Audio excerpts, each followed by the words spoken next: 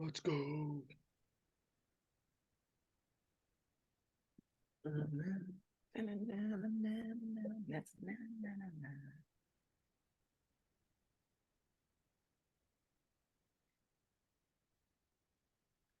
Seeing that you guys are making a large percentage of your revenue each month on just 8 menu items, our recommendations revolve around maximizing both your profit margins and sales.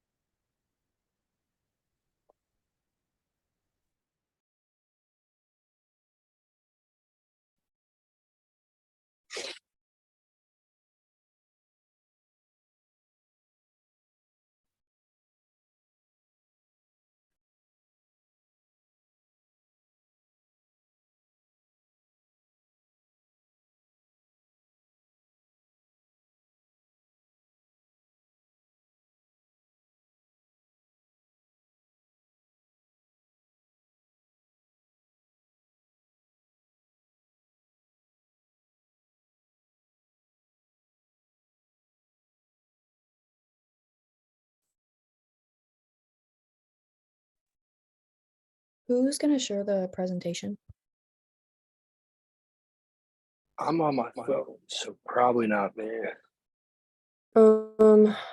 I can, but I think I have to be made a co-host.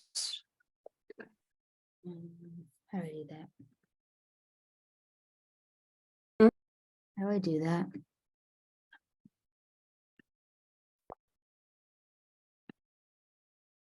Oh, here. Just made you host.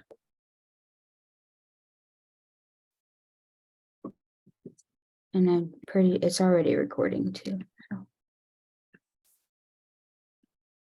Okay. Jack, you're muted. I don't know if you're. I was just practicing. Before we present, do we want to say like if they want to ask any questions, like they can, like don't hesitate, because I know they said like they can be interactive if they wanted to. Yeah, so I'm gonna do that. Okay. Just because a lot of my stuff gets confusing.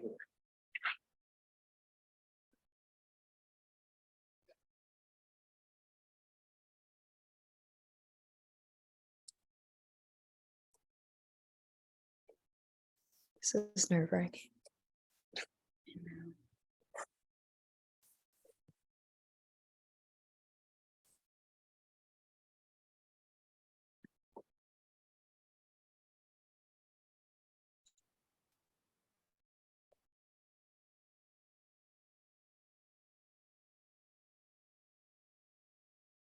Can you guys see my screen? Mm-hmm. Yep. Okay.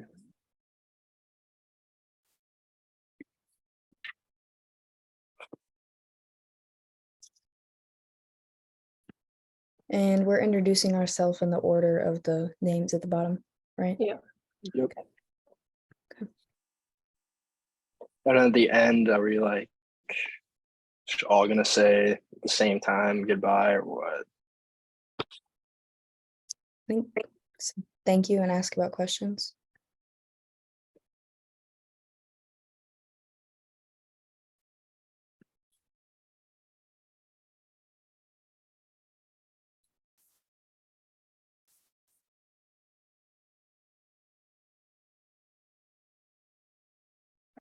Do you think they got onto the other link by chance? I don't know if it'll like tell us. We're here. On here. Oh. Okay. Sorry, let's- we had to join via our phone until our computer is frozen. So we're on our phone and eventually we'll transition over to the laptop. Sorry about the late notice, guys. Oh, you're completely Mhm. fine. I knew to be looking for it. So all good.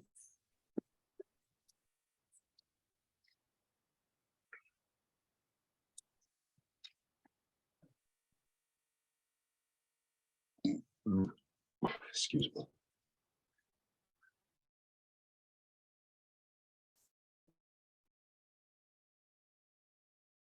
Oh, live. Mhm. All right. I will throw it out there that the meeting is only 40 minutes and I'm not exactly sure when I started this. I think we'll be like just a perfect on time.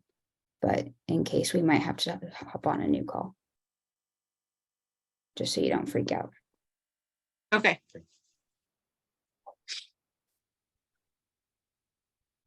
Alrighty.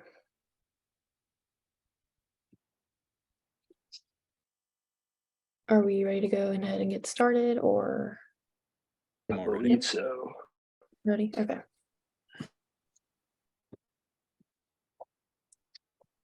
So this is our final report for you guys, and my name is Kelsey Atherton. My name is Abby Williams. I'm Hannah Templeton. Jack Hummer. Hayden Draper. I'm John Gardner. Okay. So basically, kind of just how this presentation is going to go, I'm kind of gonna give like an introduction and an overview. So basically, you guys know you guys are a small bistro, haven't even been open a year, located in Centralia, Missouri. Your main customers consist of like local residents, like farmers, employees from other businesses, stuff like that. And then you guys came to us looking for advice regarding marketing and finances to add on to your success that you've had thus far. And so our main question was, how can we attract new customers while also saving you guys money? So to kick it off with the project research and activities, I looked at several things. I looked at ways to market the bistro that would be cost effective for advertising. And this was important since you guys are so new. Your 1 year is coming up, so the marketing budget isn't super large right now. And then I also looked into the decal and banner costs for those potential advertising opportunities. And the decal would be important because that would increase advertising for the potential that you guys get the golf cart up and running. I know that insurance is kind of being a pain right now, but if you guys ever do get that figured out, I think that would be a great way to get yourselves out there and be seen by lots of visitors and residents of Centralia. And then same thing kind of with the banner, just the visibility of the football or of the baseball field. And it's such a cost-effective option as well. And then I also looked into your guys' competitors, and this was important because it is such a small town. So if there was a large competitor, that'd be something that we wanted to look at if they were doing anything better than you guys were doing, or if they're, not stepping up to your guys' quotas on everything. And then the next thing was the survey that I put out to people, and this was to gather kind of some information on you guys and interest of kind of college-age kids and how, if they knew who you guys were and if they were interested in coming to the bistro. It asked questions about age and gender and likelihood of visiting, if people would be more likely to visit if they got a student discount. And then you guys wanted to include questions about like if people would travel to Centralia to see the bistro, and what kind of unique things people wanted to see on the menu. And another thing you guys mentioned was if respondents had any like unique ideas on how you guys could market and get your names out there. And for this information to gather it, I used the internet and you guys as a resource, obviously. And then I also used Mike Rogers, who is the Centralia High School contact. And the other resources were, a laptop, online websites, Google Maps I used to look at JJ's Cafe, who is a potential competitor. And then just accessing both of you guys through email, through like faculty websites and yours' website, and then gathering data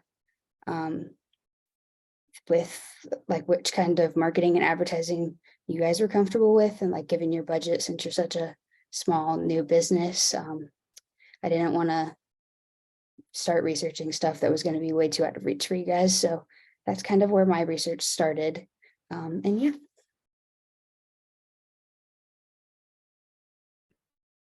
Okay, so for my part of the research, we discussed ways that we could make the storefront stand out more. You all have a nice decal of your logo on the door, but wanted to add something else. So we talked about doing an awning since you already had a frame that you could use. Then we specified that the blue logo here on the right would stand out more than the white one for the outside of the building. So I researched a few different awning companies' websites that are in the Columbia area and emailed 3 of them, and I only received a quote back from one. I relayed the quoted price to you all, and we agreed it was too expensive, so we pivoted and started looking into the option of a sign.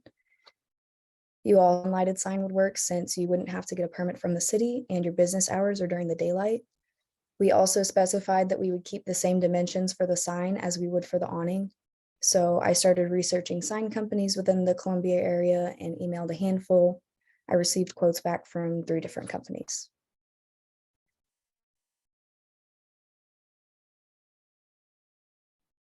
So getting into findings of some of that research I was just mentioning, ways to cost effectively advertise as such a small business would be offering to be a guest speaker, getting involved in Small Business Saturday, sponsoring a good cause, a booth at a local event. I know yours is 1 year's coming up, and we were talking over the weekend about the hot dog fair idea, and I think that would be a really awesome opportunity. Ads in directories and as well as email marketing, just kind of easier stuff to get your foot in the door that I think would really help bring in lots of customers. And then with the decal for the golf cart, another really cost-effective option, only $40, depending a little bit on like specifics. If you wanted, like UV protected laminate, which I think would be beneficial. It's only $40 and it would last at least like 10 years, I would assume. And that would be for 1 foot by 3 feet. So just perfect size for the golf cart. And then the banner, $405 total cost. And that would be $105 to actually create the banner. And this would be full color weatherproof banner. And it would have like free hem and grommets on the sides. So it wouldn't be like flopping all over the place and be really, it'd stand the test of time. And that would be up there for 2 years. So the other $300 comes for the cost to actually advertise it at the baseball field for those 2 years. And it would be up for like 7 or 8 months out of the year. So I think a really great investment for you guys, considering the small town and how much sports is kind of life in small towns. And then no serious competition. As I mentioned, I looked into JJ's Cafe. I'd say overall, you guys are a step above for sure. They kind of had the same prices for a lot of their products, but looking at their Facebook page and the images on there, just a little bit less appealing, I would say. And another big thing was they didn't have a website, and you guys have such a beautifully crafted website. So I think that really helps customers like attract them to you guys, because personally, I'm more likely to go to a place if they have like more information online for me. And then with the survey, I sent it out to a couple groups, and I think it probably reached about 200 people, maybe 250, and then only 52 people unfortunately responded. And all of those people were between 18 and 23 years old. Some of the stats on that though, 56% were female, 44% male. The percentage of people who were very likely to visit was unfortunately only 3.85%.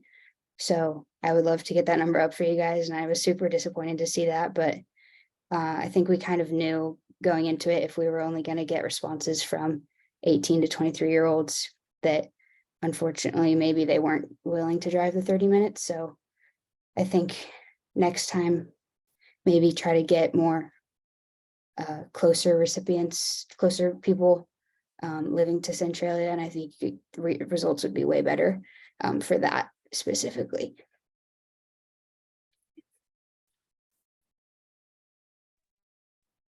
Okay, to get started on my findings, the first quote I received for an awning was from Marathon Building Environments. And they quoted $4,000 for a barrel-shaped awning, like on the picture for the right, an additional $438 to add the logo on it. That was too expensive for what we wanted, so I switched to signs instead. And the first quote for a sign was from Impact Signs, and they quoted about $1,300 for a 4x6 foot sign with an additional $1,300 to install it. The second company was called Fast Signs, and they gave me a quote of well over $1,000 for a 4x5 foot sign.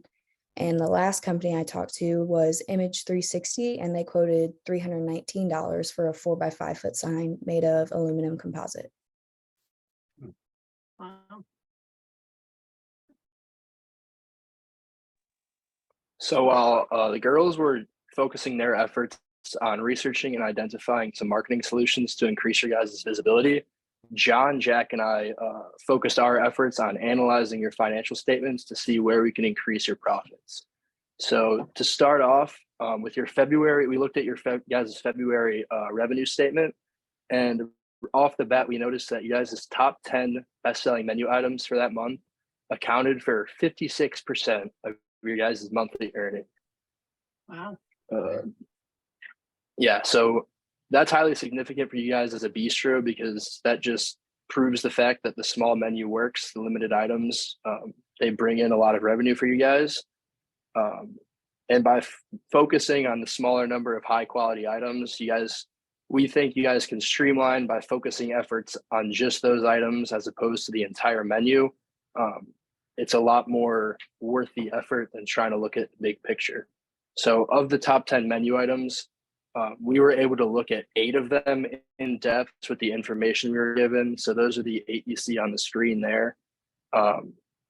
Those 8 items still brought in over 41% of February's revenues. So which is still highly significant.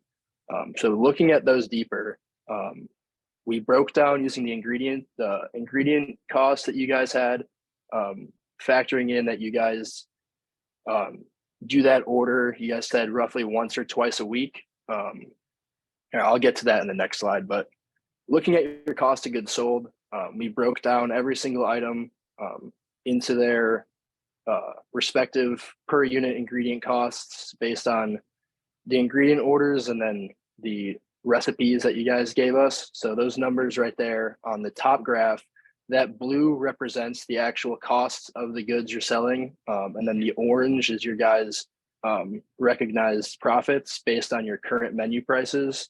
And then there at the bottom is just for each menu item, for every 25 that you sell, that is the peer profit that you guys are recognizing.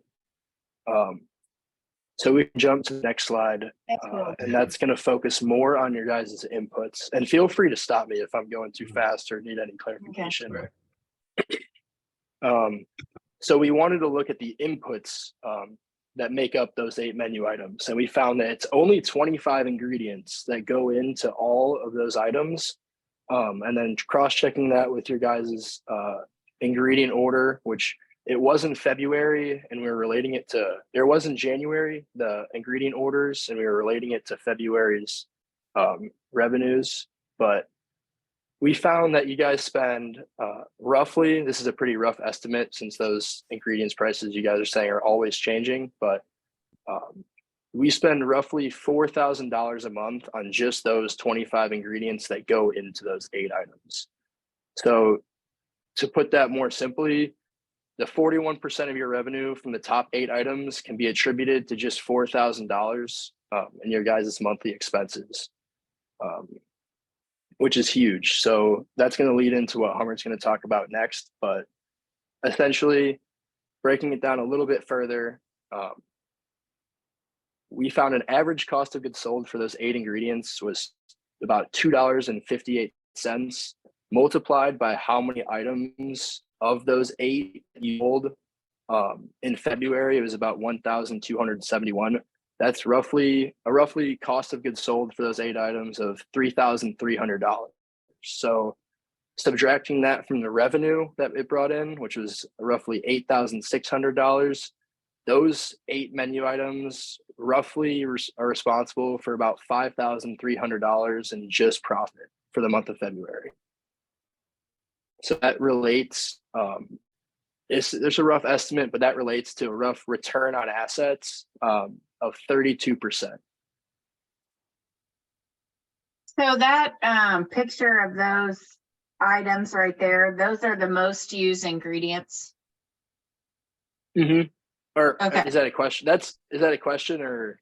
Yeah, that's what I'm just making sure that those items listed in that little. Those there are the only ingredients that go into those 8 menu items. So Oh, the okay. 8 items in specific are the chicken bacon ranch, jalapeno popper, buffalo chicken, the chicken salad sandwich, the chef salad, hot ham and Okay. cheese, club sandwich, and the BLT. So those are all the ingredients that go into those 8 items. Okay, so the 32% return on investment, financially speaking, are you going to get into more detail? Is that good? Is that average? Is that too high? For the restaurant industry, that is really it's really hard to say because we're looking at just the ingredients. We didn't factor in any of your guys' like labor costs or rent or Right. anything. So that's purely just the return on the ingredients themselves, which isn't really like, I don't know how like widely known of a statistic that is, honestly, in the restaurant industry. Yeah. I know that like fast food industry overall makes like a 10% profit margin, like 10 to 20% total profit margin. So that number in comparison seems pretty good, although Okay. they were pretty rough estimates. Yeah. Awesome. That's something new. We've never Yeah. seen anything presented like that. So that's cool. And that's all for me. Yeah, like Hayden said, those menu items and those ingredients, those are just like the most used ones. So we're just trying to centralize that to make it easier to monitor for you guys and stuff like that. But seeing that you guys are making a large percentage of your revenues each month from just 8 menu items, our recommendations revolve around maximizing both your profit margins and sales of these items. That will translate the greatest impact on your profits each month. And narrowing down our recommendations to these 8 items also makes monitoring, tracking their revenue changes much more manageable. Our findings gave us an estimate of how much you profit on each of your most popular menu items. For you to increase profits, there are 2 aspects we're going to look at. The first and easiest recommendation we have for you is to temporarily adjust the prices for these key menu items and closely monitor the changes in sales revenue in response to these changes over the next like 3 to 6 months probably. And then these 2 graphs on the bottom left here, you could see the profits for each of your menu items for every 25 units sold under the current menu price. I think Hayden had one similar to that on the last slide, but I wanted to show you that again because the one on the right is an example of a price increase for each item corresponding and their corresponding profits for every 25 units sold and so on. And in our proposed change, you'll see some of the items were increased by $1, some by just 50 cents. And then the club sandwich, I don't think we increased at all. And using the sales report from the month of February under the original prices, you can compare the revenue generated under the new price points to the old price points over the course of a few months. Our example is just a possibility of the 100 pricing strategies you can do during this trial. This is what we're calling the trial period. And if in 1 month you see that a 50-cent increase, let's say the chicken salad has an insignificant effect on its usual sales before the change, then you'll know it's inelastic. And by increasing prices, people are still going to consume the chicken salad sandwich the same amount, and you'll just get regular or more profit with the higher price. And that principle goes in for any of your items, and it works in the opposite direction as well. If you see that a price increase causes a decrease in sales, then obviously that's not a hot item and you can't support the decrease or the increase. And so the purpose of this is that over time, you can identify the highest possible price you can charge for each menu item while still bringing in a constant number of customers. As you guys probably already know, it's a lot harder than it sounds, but through trial and error, you can start getting a good understanding of what price you can get away with without losing any sales. We thought about dropping prices, but with the small population size in Centralia, we don't believe that there will be enough increase in demand from the price drop to justify a price decrease. Okay. And then you can go to the next slide. Yeah. And our second recommendation for increasing profits is to just focus on those 25 ingredients that Hayden was talking about, because they all make up those 8 menu items I was talking about earlier. And instead of trying to cut ingredients, we kind of thought of across the board, we just want to focus on those 25. And we understand that the economy and cutting ingredient prices can be extremely challenging, but we're trying to find cost-effective ways to reevaluate the recipes for each item and find ways that you can cut the certain prices of those 40% market shares of those 8 menu items.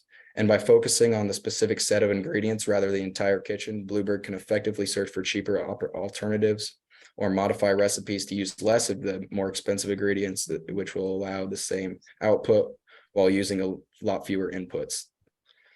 In conclusion, by implementing these strategic measures over the next couple of months, you'll start to see an equilibrium price that realizes the most sales revenue that you guys possibly could.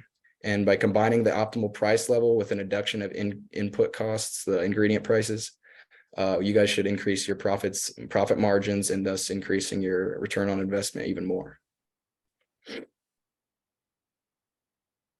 Mhm. So my recommendations for you guys include a golf cart decal.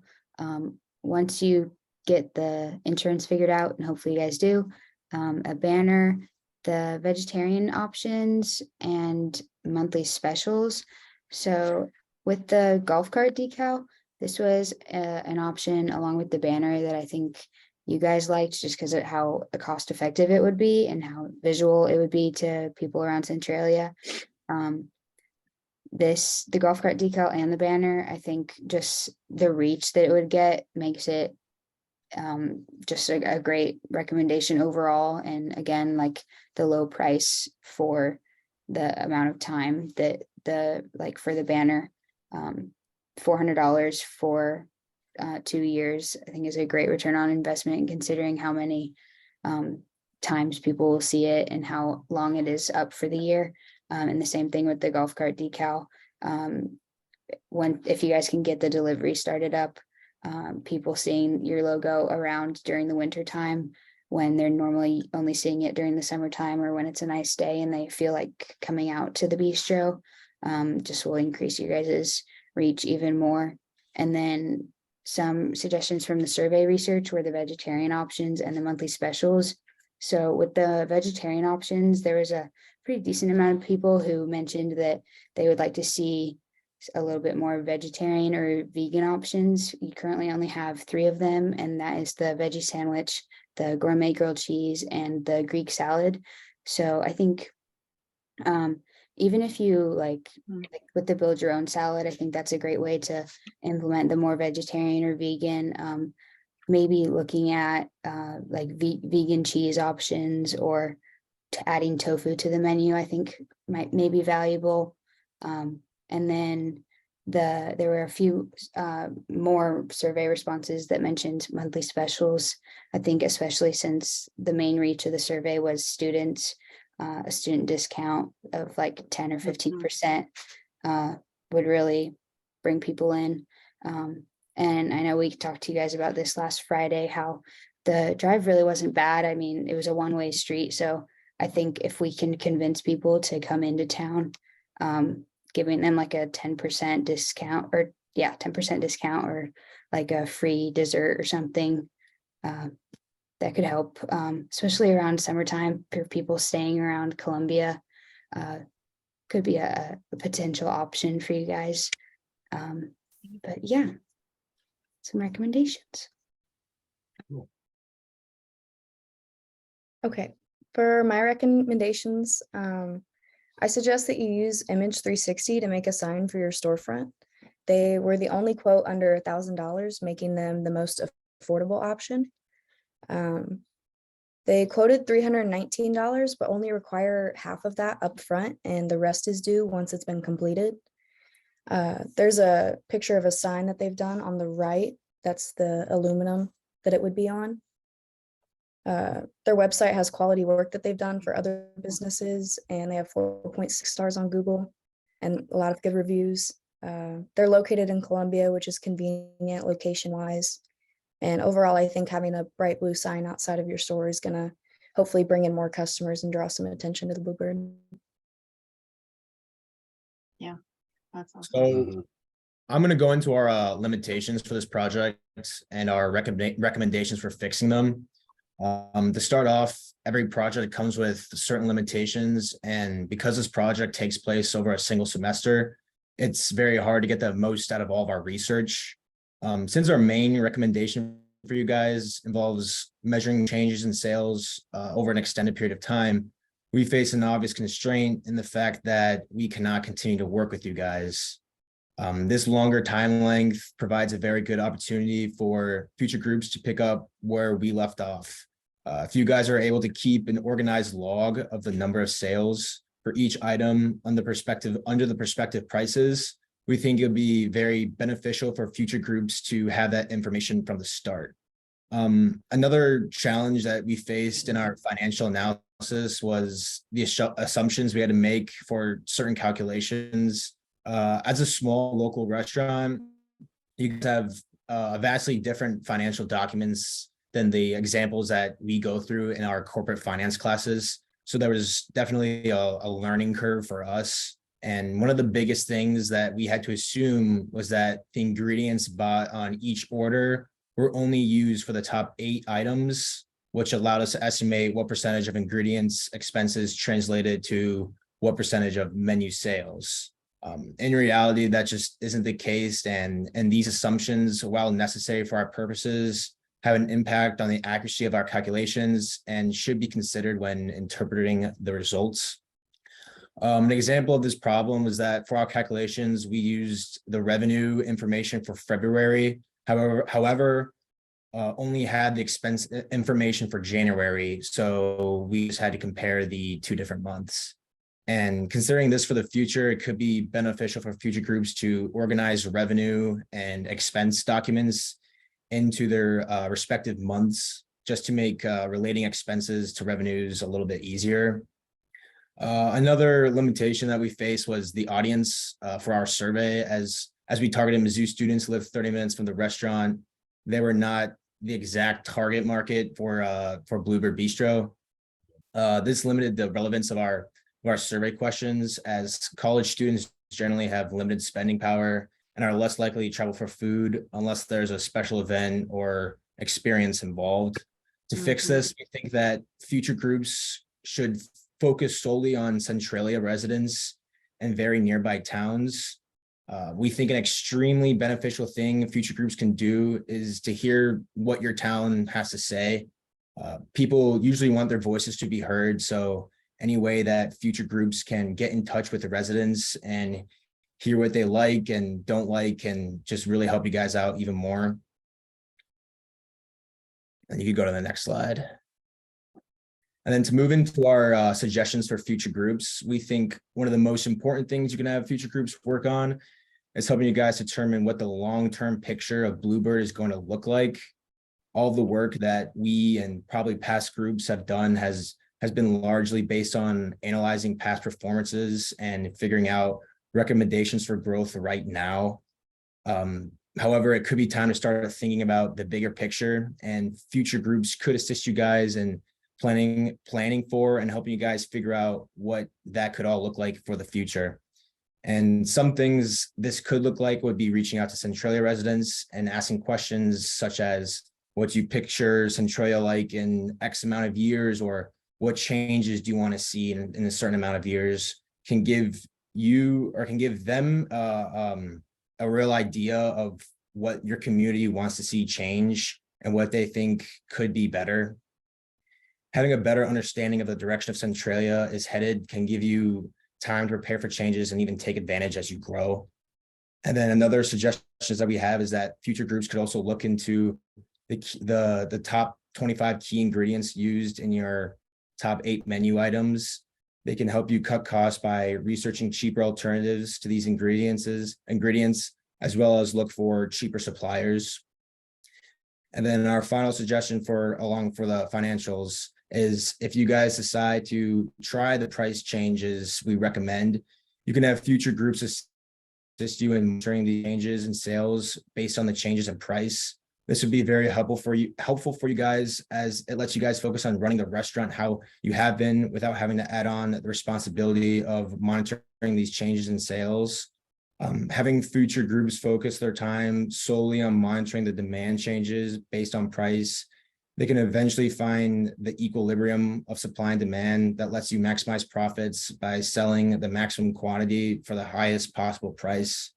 Essentially, next semester's group can carry out our recommendations for you guys by working with you guys closely to manipulate prices throughout the semester, log the changes in sales throughout, and hopefully give you a definitive answer to what price you guys can charge without losing any sales, as well as highlighting to you guys what items have demand and what's the most inelastic to price change.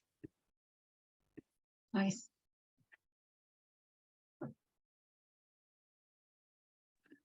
Looks like we have about 3.5 minutes left. I think we only have a few more slides to get through, but just to be safe, would you guys mind just hopping off the link? And I think it would work perfect if we just get on the same link. I think that would work fine. Just so Got we it. don't get cut off right in the middle of our goodbyes. Okay, perfect.